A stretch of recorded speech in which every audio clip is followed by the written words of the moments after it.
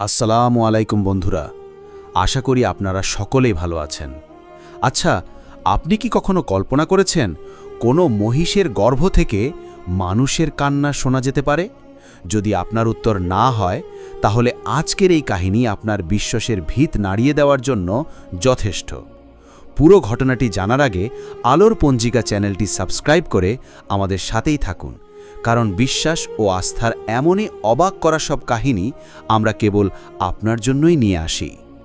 বাংলাদেশের সবুজ শ্যামল এক কোণায় লুকিয়ে থাকা একটি গ্রাম, নাম তার মায়াপুর।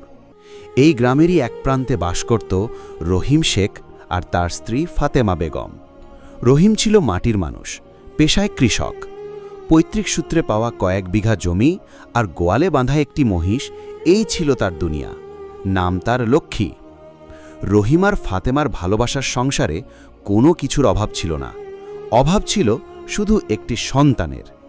বিয়ের ১০-১২ বছর কেটে গেছে, ফাতেমার কোল আজও শূন্য। গ্রামের অন্য বাচ্চাদের হাসিমুখ দেখলে ফাতেমার বুকে একটা চিনচিনে ব্যথা হতো। রাতের আধারে সে জায়নামাজে বসে আল্লাহর কাছে নীরবে চোখের জল ফেলত। হে আমার রব, তুমি কি আমার ডাক শুনতে পাও না? আমাকে আর কত পরীক্ষা করবে তুমি? গ্রামের লোকেরাও কথা শোনাতে ছাড়ত না।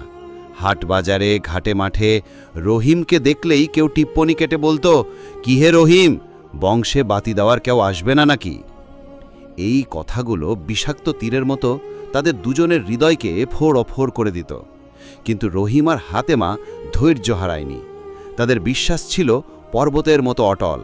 তারা বলতো, যিনি দেওয়ার মালিক তিনিই দেবেন, তার সময়ের ওপর তো আমাদের হাত নেই। এই তাদের নিঃসঙ্গ জীবনের একমাত্র সঙ্গী ছিল লক্ষ্মী। ফাতেমা নিজের সন্তানের মতোই তাকে ভালোবাসত।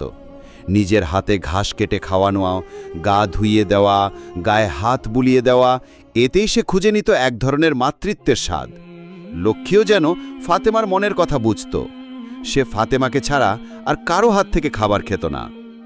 একদিন রহিম বাড়ি ফিরে দেখল ফাতেমার মুখে এক চিলতে হাসি। সে জানালো লক্ষ্মী গর্ভবতী হয়েছে।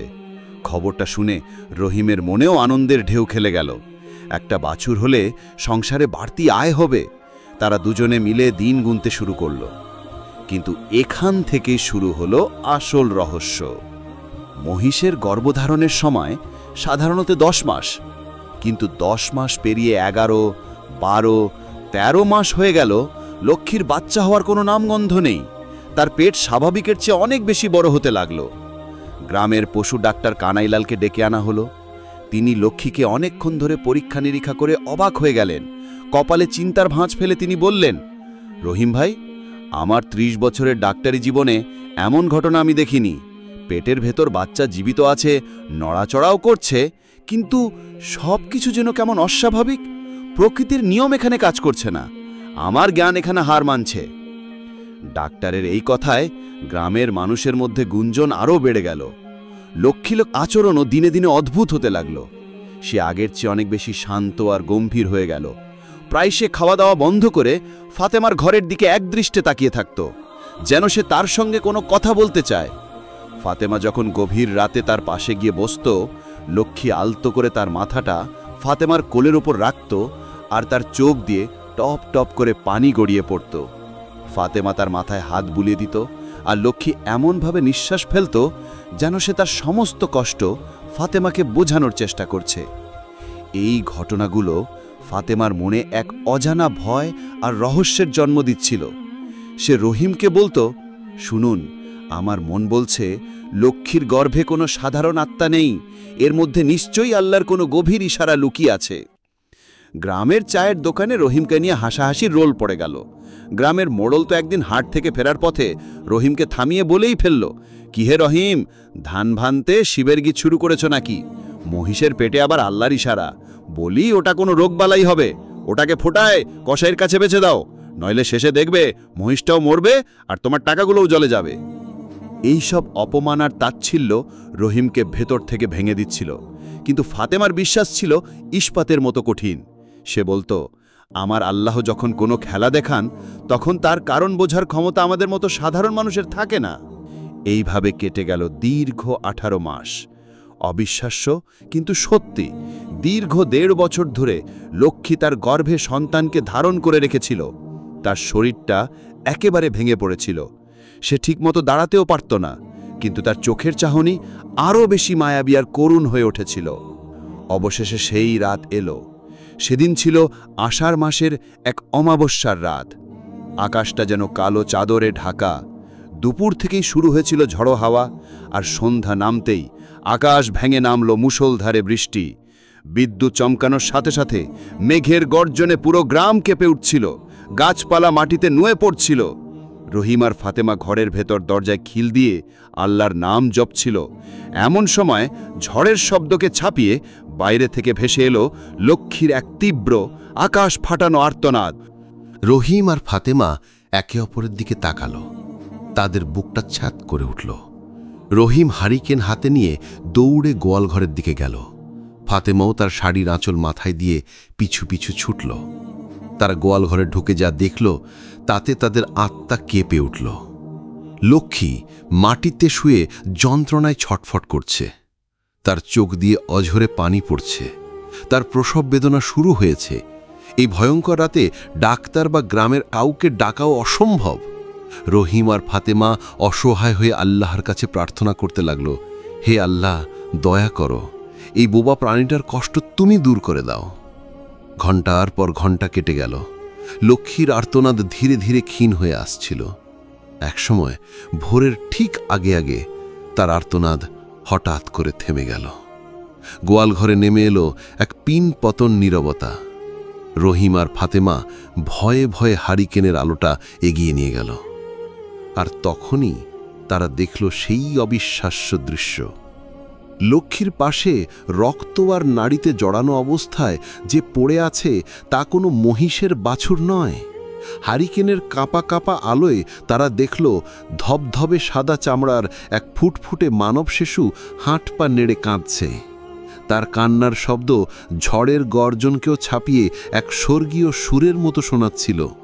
শিশুটির মুখ জুড়ে যেন এক নুরানি আভা ঠিকরে পড়ছে।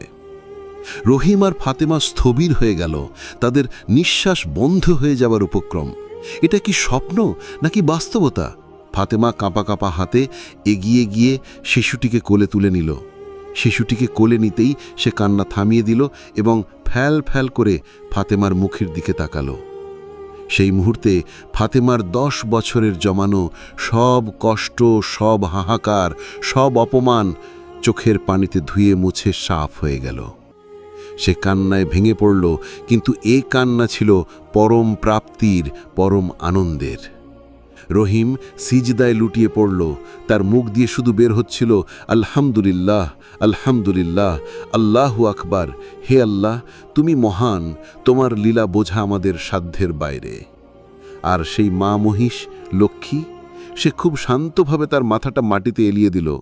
তার চোখ দুটি তখনও খোলা ছিল এবং সে তাকিয়েছিল ফাতিমার কোলে থাকা শিশুটির দিকে। তার চোখ দিয়ে শেষবারের মতো কয়েক ফোঁটা জল গড়িয়ে পড়ল। সেই চোখে কোনো কষ্ট ছিল না, ছিল এক গভীর শান্তি আর তৃপ্তি। যেন এই ঐশ্বরিক শিশুকে পৃথিবীতে পৌঁছে দিয়েই তার জীবনের একমাত্র দায়িত্ব শেষ হল। সে শান্তভাবে এই দুনিয়া থেকে বিদায় নিল। সকাল হতেই ঝড় বৃষ্টি থেমে গেল। সূর্য ওঠার সাথে সাথে চারিদিকে এক অদ্ভুত পবিত্র আর শান্ত পরিবেশ তৈরি হলো। রহিমের কুড়ে ঘর থেকে শিশুর কান্নার শব্দ শুনে পাশের বাড়ির কুলসুম বুড়ি অবাক হলো। সে উকি মেরে দেখতে এসে যা দেখল তাতে তার চোখ কপালে উঠল। সে আল্লাহ গো বলে এক চিৎকার দিয়ে গ্রামের দিকে দৌড়ে দিল। কিছুক্ষণের মধ্যেই খবরটা দাবানলের মতো চারিদিকে ছড়িয়ে পড়ল। গ্রামের মোড়ল থেকে শুরু করে সেই সব লোক যারা রহিমকে নিয়ে হাসাহাসি করত, সবাই ছুটে এলো তার বাড়িতে। তারা এসে দেখল ফাতেমার কোলে এক স্বর্গীয় শিশু খেলছে, আর গোয়ালঘরের কোণে লক্ষ্মীর নিথর দেহ পড়ে আছে। যারা গতকালও রহিমকে পাগল বলে উপহাস করেছিল, আজ তারা আল্লাহর এই জীবন্ত কুদরত দেখে বাকরুদ্ধ হয়ে গেল। তাদের ঠাট্টা বিদ্রূপ পরিণত হল ভয়ে, লজ্জা এবং শ্রদ্ধায়। মোড়ল রহিমের হাত ধরে কেঁদে ফেলল, রহিম ভাই, আমরা পাপী, আমরা তোমার বিশ্বাসকে নিয়ে ঠাট্টা করেছি। আল্লাহর এই মোজেজা দেখে আমাদের চোখ খুলে গেছে, আমাদের মাফ করে দিও। দূর দূরান্তের গ্রাম থেকেও মানুষ আসতে লাগলো আল্লাহর এই অলৌকিক নিদর্শন নিজের চোখে দেখার জন্য। রহিমের ভাঙা কুঁড়েঘর হয়ে উঠল এক পবিত্র স্থান।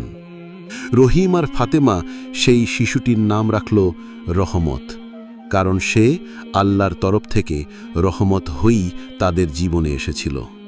বন্ধুরা, এই ঘটনাটি কোনো বিজ্ঞান বা যুক্তি দিয়ে ব্যাখ্যা করা সম্ভব নয়। এটি বিশ্বাসের কাহিনী, ধৈর্যের কাহিনী, আর সর্বোপরি মহান আল্লাহর অসীম কুদরত ও ভালোবাসার কাহিনী। রহিম আর ফাতেমার সবুর বা ধৈর্য তাদের জন্য এমন এক পুরস্কার নিয়ে এসেছিল যা তারা স্বপ্নেও কল্পনা করতে পারেনি। আলোর পুঞ্জিকা বিশ্বাস করে আমাদের জীবনের প্রতিটি পরীক্ষায়, প্রতিটি কষ্টে আল্লাহর কোনো না কোনো পরিকল্পনা লুকিয়ে থাকে। আমাদের কাজ হলো শুধু বিশ্বাস রাখা আর ধৈর্য ধারণ করা। এই অবিশ্বাস্য ও অলৌকিক ঘটনাটি আপনার হৃদয়কে স্পর্শ করলে কমেন্টে আলহামদুলিল্লাহ লিখে আমাদের জানাতে ভুলবেন না। ভিডিওটি আপনার বন্ধু ও পরিবারের সাথে শেয়ার করে আল্লাহর এই মহান কুদরতের কথা সবার মাঝে ছড়িয়ে দিন। আলোর পঞ্জিকার সাথেই থাকুন, কারণ সত্যের আলোতেই লুকিয়ে আছে জীবনের আসল পথ। ধন্যবাদ।